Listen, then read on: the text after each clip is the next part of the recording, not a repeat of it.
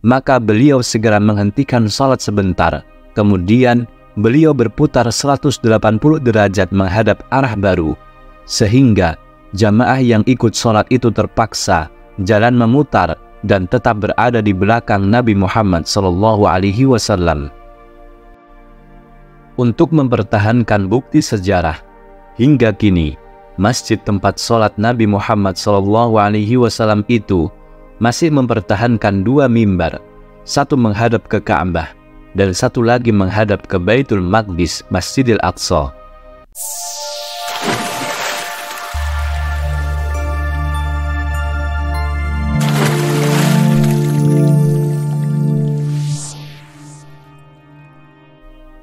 Assalamualaikum warahmatullahi wabarakatuh. Alhamdulillah, wassalatu wassalamu ala nabiyyina Muhammad wa ala alihi wa sahbihi wasallam. Ikhwani fillah yang dirahmati Allah, ada beberapa peristiwa penting di bulan Rajab. Salah satunya adalah dipindahkannya arah kiblat salat dari Baitul Maqdis ke Ka'bah di Masjidil Haram. Jadi Ka'bah bukanlah kiblat pertama bagi umat Islam untuk menghadapkan wajahnya saat sholat. Perubahan arah kiblat yang 180 derajat ini membuat kaum Yahudi kesal dan marah. Mereka sangat geram dan melontarkan gunjingan dan kabar burung yang tidak sedap dengan menyudutkan bahwa Rasulullah SAW adalah orang yang tidak konsisten. Ketika sholat menghadap ke sini, kemudian berubah sholat menghadap ke sana. Muhammad Hussein Haikal dalam bukunya yang berjudul Sejarah Hidup Muhammad mengungkapkan, orang-orang Yahudi merasa sesak nafas. Lalu mereka mengatakan kepada Rasulullah SAW bahwa para rasul sebelum beliau semua pergi ke Baitul Maqdis dan memang di sana tempat tinggal mereka. Jika dia juga memang benar-benar seorang rasul, ia pun akan berbuat seperti mereka, dan kota Madinah ini akan dianggapnya sebagai kota perantara dalam hijrahnya dulu antara Makkah dengan Masjidil Aqsa. Sekali lagi, mereka, bangsa Yahudi, berusaha memberdayakannya dengan mengatakan bahwa mereka akan mau jadi pengikutnya kalau ia kembali ke kiblat semula. Bangsa Yahudi juga menyebarkan isu bahwa kebaikan hanya bisa diraih dengan cara sholat menghadap Baitul Maqdis. Allah Subhanahu wa Ta'ala kemudian menurunkan ayat untuk menghancurkan kabar burung tersebut. Ketika itu turunlah ayat 187 surah Al-Baqarah. Laisal birra an tuwallu wujuhakum qibalal masyriqi wal maghrib, walakinnal birra man amana billahi wal yawmil akhir wal malaikati wal kitabi wan nabiyyin wa atal mala ala hubbihi zawil qurba wal yatama wal masakin wa ibnis sabil was-sa'ilina wa fir riqab wa aqama as-salata wa ata az-zakata wal mufuna bi ahdihim idza ahadu was-sabirina fil ba'sa'i wad dharra'i wa hinal ba's ulaika alladzina sadaqu wa ulaika humul muttaqun. Bukanlah menghadapkan wajahmu ke arah timur dan barat itu suatu kebajikan, akan tetapi sesungguhnya kebajikan itu ialah beriman kepada Allah, kepada hari akhir, kepada malaikat-malaikat, kitab-kitab, nabi-nabi, dan memberikan harta yang dicintainya kepada kerabatnya, anak-anak yatim, orang-orang miskin, musafir yang memerlukan pertolongan, dan orang-orang yang meminta-minta, dan memerdekakan hamba sahaya, mendirikan sholat, dan menunaikan zakat, dan orang-orang yang menepati janjinya apabila ia berjanji, dan orang-orang yang sabar dalam kesempitan, penderitaan, dan dalam peperangan. Mereka itulah orang-orang yang benar imannya, dan mereka itulah orang-orang yang bertakwa. Teman-teman yang dirahmati Allah, ada beberapa pendapat mengenai kapan dipindahkannya kiblat umat Islam dari Masjidil Aqsa ke Masjidil Haram. Disebutkan dalam laman About Islam bahwa perubahan arah kiblat terjadi pada bulan Rajab, yaitu 16 sampai 17 bulan usai hijrah dari Makkah ke Madinah, Ketika di Makkah, Rasulullah SAW dikisahkan mengambil posisi sedemikian rupa sehingga tidak membelakangi Ka'bah dengan wajah yang menghadap Masjidil Aqsa. Hanya saja ada pendapat lain yang menyebut bahwa kejadian peralihan kiblat dari Masjidil Aqsa ke Masjidil Haram adalah pada bulan Sya'ban. Hal ini dijelaskan oleh Sayyid Muhammad bin Alawi Al-Maliki dalam kitab Madza fi Sya'ban. Imam Al-Qurtubi ketika menafsirkan surah Al-Baqarah ayat 144 dalam kitab Al-Jami' di Ahkamil Quran dengan mengutip pendapat Abu Hatim Al-Basti mengatakan bahwa Allah Subhanahu wa Ta'ala memerintahkan Nabi Muhammad SAW untuk mengalihkan kiblat pada malam Selasa bulan Sya'ban yang bertepatan dengan malam nisfus Sya'ban. Ketika itu Rasulullah SAW sedang melaksanakan sholat duhur dengan menghadap ke arah Masjidil Aqsa. Dalam riwayat lain dijelaskan saat sholat asar. Peralihan kiblat ini merupakan suatu hal yang sangat ditunggu-tunggu oleh Rasulullah SAW. Bahkan diceritakan bahwa Rasulullah SAW berdiri menghadap langit setiap hari menunggu wahyu turun. Perihal peralihan kiblat itu seperti yang digambarkan dalam surah Al-Baqarah ayat 144. Qad nara taqalluba wajhika fis sama' falanuwalliyannaka qiblatan tardhaha fawalli wajhaka syatral masjidil haram wa haitsu ma kuntum fawallu wujuhakum syatrah wa innal ladzina utul kitaba la ya'lamuna annahu al-haqqu mir rabbihim wa ma Allahu bighafilin 'amma ya'malun. Sungguh, kami melihat wajahmu ya Muhammad sering menengadah ke langit, maka pasti akan kami palingkan engkau ke kiblat yang engkau sukai. Lalu hadapkanlah wajahmu ke arah Masjidil Haram. Dimanapun kamu sekalian berada, hadapkanlah wajahmu ke arah itu. Sesungguhnya, orang-orang yang diberi kitab benar-benar mengetahui bahwa pemindahan kiblat ke Masjidil Haram itu adalah kebenaran dari Tuhan mereka. Allah tidak lengah terhadap apa yang mereka kerjakan.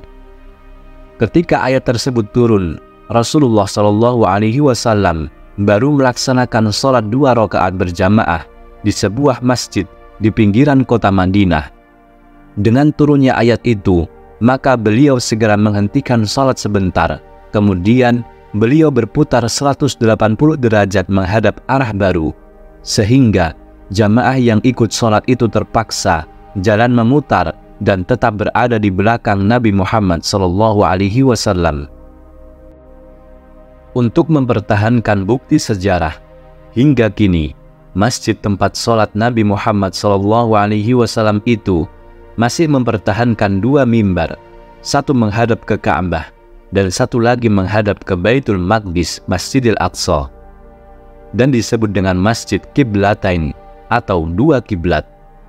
Imam Ibnu Katsir dalam tafsirnya menyebutkan yang pertama kali dinas dalam Al-Quran ialah kiblat, bahwasannya Rasulullah SAW ketika hijrah ke Madinah, sementara penduduk Madinah mayoritas adalah Yahudi, Allah memerintahkan untuk menghadap Baitul Maqdis ketika sholat. Maka berbahagialah orang-orang Yahudi. Rasulullah SAW menghadap Baitul Maqdis ketika sholat selama lebih dari 10 bulan. Padahal beliau lebih senang pada kiblatnya Nabi Ibrahim, yaitu Ka'bah. Maka beliau sering berdoa kepada Allah dan menghadap ke langit. Dalam beberapa keterangan disebutkan, ketika Allah Subhanahu wa Ta'ala memerintahkan perintah sholat dan menghadap ke Masjidil Aqsa. Hal itu dimaksudkan agar menghadap ke tempat yang suci, bebas dari berbagai macam berhala dan sesembahan. Ketika itu kondisi Masjidil Haram atau Ka'bah yang merupakan tempat keberangkatan Isra dan Mi'raj belum berupa bangunan masjid, sebab kala itu masih dipenuhi oleh berhala-berhala yang jumlahnya mencapai 309 buah dan senantiasa disembah oleh orang-orang Arab jahiliyah sebelum kedatangan Islam. Di bawah dominasi kekufuran seperti itu, Rasulullah Shallallahu Alaihi Wasallam belum bisa menunaikan sholat di tempat tersebut. Selain itu, bila Rasulullah Shallallahu Alaihi Wasallam saat itu melaksanakan sholat menghadap ke Ka'bah, maka hal itu akan menjadi kebanggaan bagi kaum kafir Quraisy bahwa Rasulullah Shallallahu Alaihi Wasallam seolah-olah mengakui berhala-berhala mereka sebagai Tuhan. Inilah salah satu hikmah diperintahkannya sholat menghadap Baitul Maqdis, Masjidil Aqsa. Sedangkan maksud dari perpindahan ini adalah bahwa ibadah sholat itu bukan semata-mata menghadap ke Masjidil Haram atau Masjidil Aqsa sebagai tujuan utama, melainkan menghadapkan diri kepada Allah Subhanahu wa Ta'ala. Dan adapun Ka'bah sebagai pemersatu umat Islam dalam menentukan arah kiblat, sama seperti Masjidil Aqsa yang juga belum berupa bangunan masjid ketika itu. Adapun hikmah di balik penyebutan Allah Subhanahu wa Ta'ala terhadap Masjidil Haram dan Masjidil Aqsa sebagai masjid, sebagaimana surah Al-Isra ayat 1, Subhanalladzi asra bi'abdihi laylan minal masjidil haram ilal masjidil aqsa alladzi barakna hawlahu linuriyahu min ayatina innahu huwas sami'ul basir.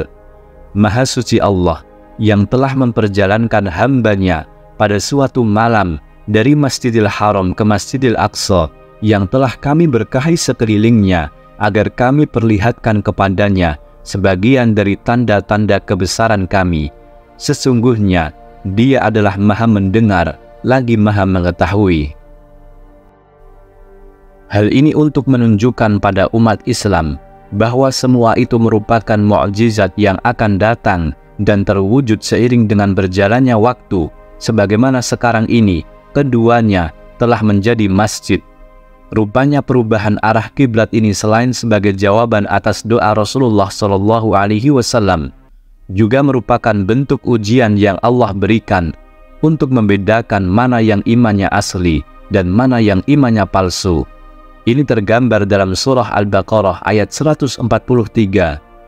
Kadzalika ja'alnakum ummatan wasatan litakunu syuhada'a 'alan nasi wa yakuna ar-rasulu 'alaikum syahida.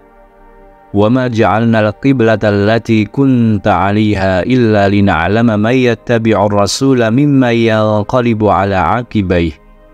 Wa in kanat lakabiratan illa 'alal ladzina hadallah. Wa ma kana Allahu liyudhi'a imanakum innallaha bin-nasi laraufur rahim. Demikianlah pula kami telah menjadikan kamu umat Islam, umat pertengahan, agar kamu menjadi saksi atas perbuatan manusia dan agar Rasul Nabi Muhammad menjadi saksi atas perbuatan kamu. Kami tidak menetapkan kiblat Baitul Maqdis yang dahulu kamu berkiblat kepadanya, kecuali agar kami mengetahui dalam kenyataan siapa yang mengikuti Rasul dan siapa yang berbalik ke belakang. Sesungguhnya pemindahan kiblat itu sangat berat, kecuali bagi orang yang telah diberi petunjuk oleh Allah. Allah tidak akan menyia-nyiakan imanmu. Sesungguhnya Allah benar-benar Maha Pengasih lagi Maha Penyayang kepada manusia. Ka'bah yang berada di Masjidil Haram Makkah merupakan bangunan ibadah tertua di muka bumi ini.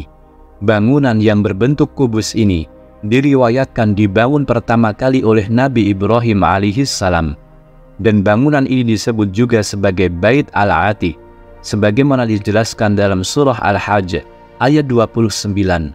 Thumma liyaqdu tafasahum wal yufu nuzurahum wal yattawafu bil baitil atiq. Kemudian hendaklah mereka menghilangkan kotoran yang ada di badan mereka, menyempurnakan nazar-nazar mereka, dan melakukan tawaf di sekeliling Al-Bait Al-Atiq atau Baitullah.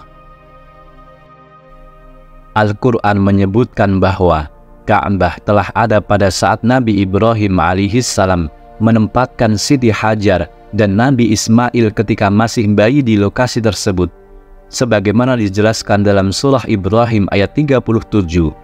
Rabbana inni askantu min zurriyyati biwadin ghairi dhi zar'in 'inda baitikal muharram Rabbana liyuqimus salata faj'al af'idatan minan nasi tahwi ilaihim warzuqhum minat tamarati la'allahum yashkurun.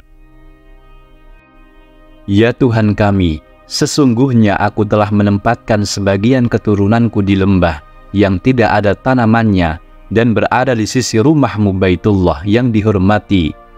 Ya Tuhan kami, demikian itu kami lakukan agar mereka melaksanakan sholat. Maka jadikanlah hati sebagian manusia cenderung kepada mereka, dan anugerahilah mereka rizki dari buah-buahan. Mudah-mudahan mereka bersyukur. Setelah meninggalkan istrinya Siti Hajar dan putranya Nabi Ismail alaihissalam, Nabi Ibrahim alaihissalam kemudian datang lagi ke tempat tersebut karena mendapatkan wahyu untuk mendirikan bangunan Ka'bah. Bersama Nabi Ismail alaihissalam, beliau kemudian mendirikan Ka'bah sebagaimana dijelaskan dalam surah Al-Baqarah ayat 127. Wa idh yarfa'u Ibrahimul qawa'ida minal baiti wa Ismail Rabbana taqabbal minna innaka antas sami'ul alim. Ingatlah ketika Ibrahim meninggikan dasar-dasar Baitullah bersama Ismail seraya berdoa, Ya Tuhan kami, terimalah amal dari kami, sesungguhnya Engkaulah yang maha mendengar lagi maha mengetahui.